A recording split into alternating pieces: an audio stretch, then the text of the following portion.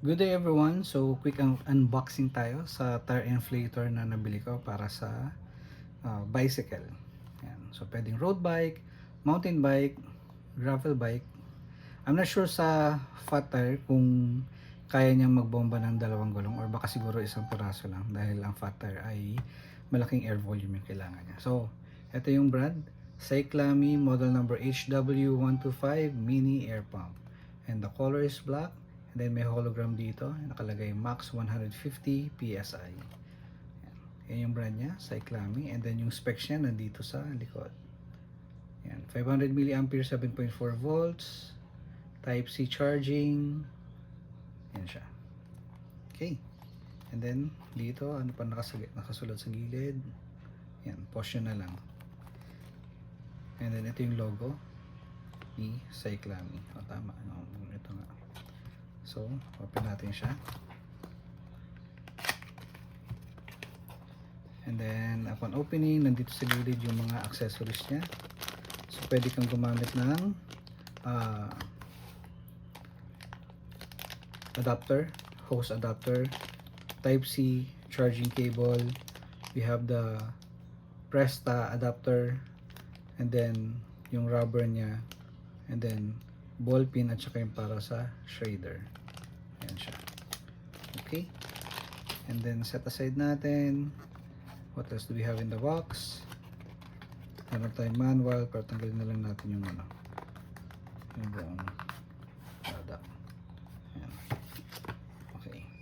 So dito meron tayong reminder kung ano yung proper usage, paano yung tama paggamit, no?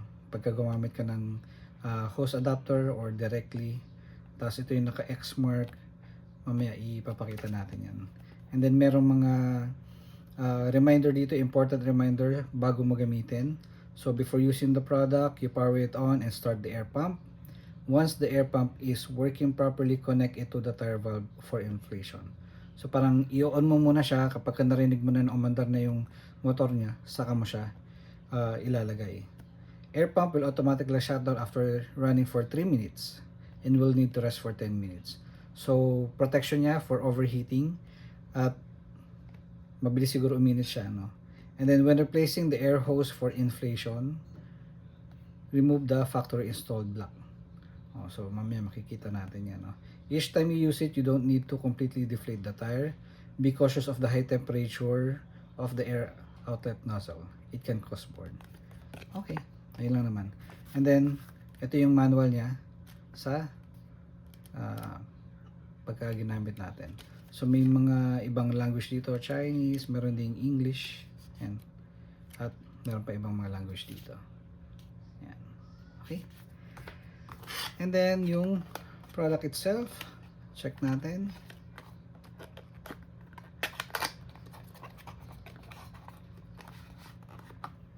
So meron na siyang sariling sleeve.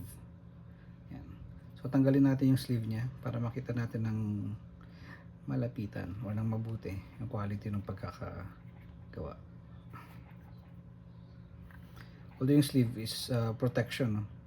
Sa kung mabagsak man ng hindi naman yung sobrang taas, tsaka para iwas gasgas din kasi mukhang shiny yung surface niya. Ayan. So shiny siya. Ayan. Ito din pati yung likod.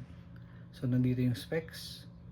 Yan, yung model number, and then ito yung yan yung pindutan, yung mini pump talagay.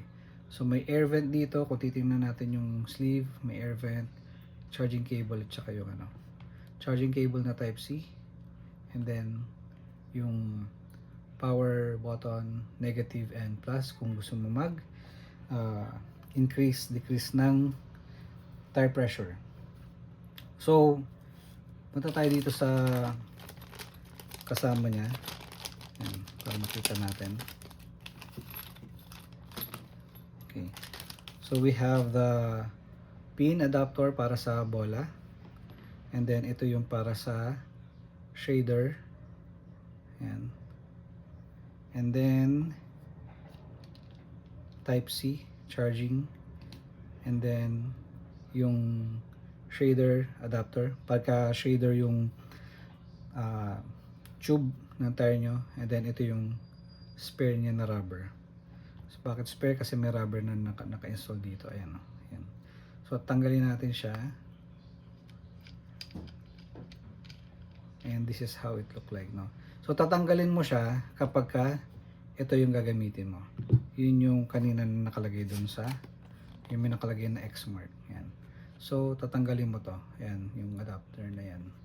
Kasi kung dito, ayan, oh, wala siya. Titingnan natin yung picture. So irerekta mo na siya. Yan. Meron naman siyang ano eh. Meron siyang O-ring na color white. Yan. Para ma-seal yung hangin. Okay. Tapos, pagka ginamit mo na siya, ito yung naka-open.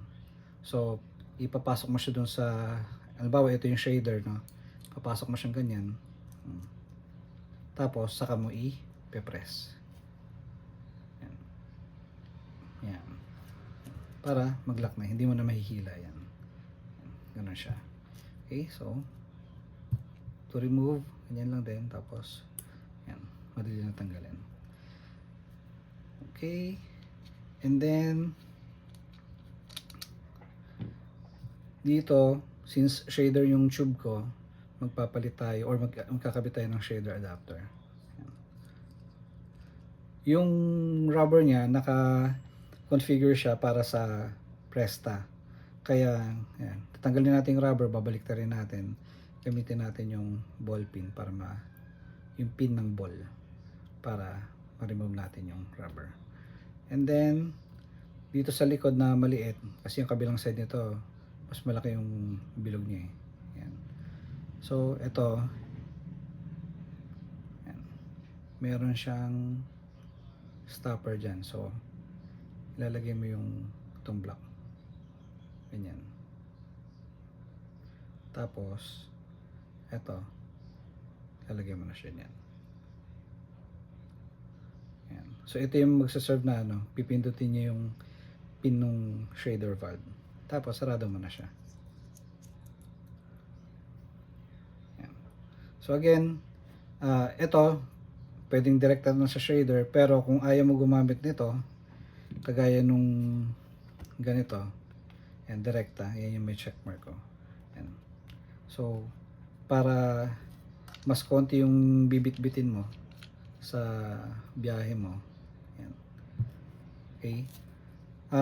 Magdadala ka lang nito kung kailangan meron ka ring patch nung tire tube para okay siya. And then ito yung power adapter niya. Pag hold lang natin yan, magto-turn on yan. Yan. So nakalagay dyan yung unit, PSI, tapos yung mode is ano ba yan, bicycle or motorcycle, I'm not sure exactly. Then if you want to increase the PSI, yan. Yan. And then decrease, gamitin mo lang yung negative na button. Yan.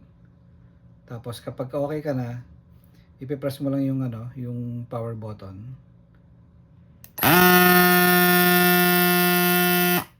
Yan. So malakas yung parang intimidating yung tunog niya, no? At least for me, no? Parang alarming. Kasi kung i-compare natin siya, meron ako ditong tire inflator din para naman sa sasakyan. At yung brand niya ay Surefly. So, I will have a separate video for this one. Ito yung comparison ng size niya. Ayan, di ba? Oh. Kaya ito, hindi siya masyadong intimidating yung tunog dahil yung takbo ng pump niya, hindi naman, o yung under ng pump niya, hindi naman ganun ka kinakailangan na mag-work as hard as this small one, no? So try natin, ha.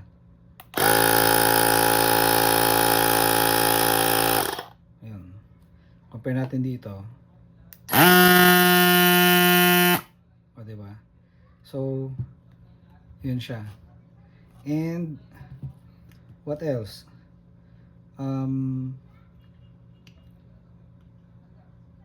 Balik natin siya sa sa sleeve later para ma-prevent natin yung yung magasgasan siya.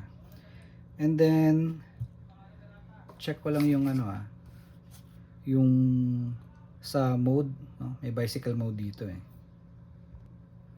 Okay. So, yung first dito na indicator ay ano siya, bicycle. So, pe-press mo lang yung ano, ayan. So, auto off siya, siguro mga 30 seconds na hindi ginagamit. So, mag auto power off siya. So, hold mo lang ulit yung power button. Ayan. And then, hold mo lang tong negative button para malipat siya sa ibang mode. Ayan. So, 35 PSI para sa motor, 8 PSI para sa bola. Ayan. Ayan. Sa bike, 45 PSI. So, 45, 35, and then 8. Ayan. So, dito lang tayo sa bicycle, 45. Pero kung yung gulong mo, gusto mo hindi masyadong matigas, pwede mo namang i-press yung ano, positive, tapos ine-negative mo na siya para mag-reduce ng ano, ng PSI. So, halimbawa, 40. Yan. Pwede na yan. Or, pwede din naman, doon ka na lang sa motorcycle mode. Yan. 35. Yan yung default niya. Okay? Ayan siya. Alright. So, that's it for now. And kung nagustuhan nyo yung video, don't forget to hit the subscribe and like and share. Alam nyo na yan.